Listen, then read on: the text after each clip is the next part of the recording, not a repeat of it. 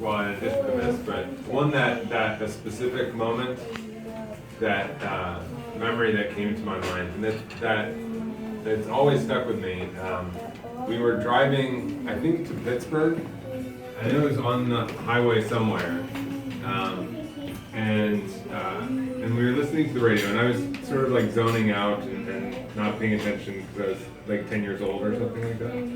And on the radio they were talking about how the Mississippi was flooded, like really, like worse than it had in a long, long time.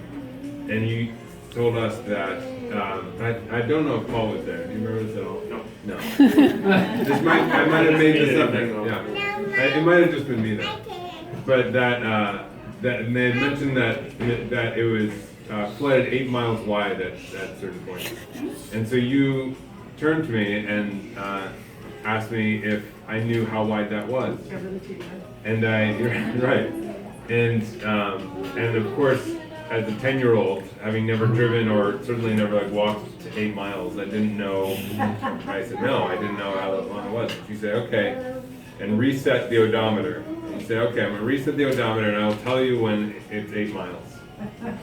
And so I think probably for the first minutes I was paying attention and I was thinking about it, and then just zoned out again. But then like several minutes later, kind of out of the blue, said, "Okay, that was it. That was 8 miles."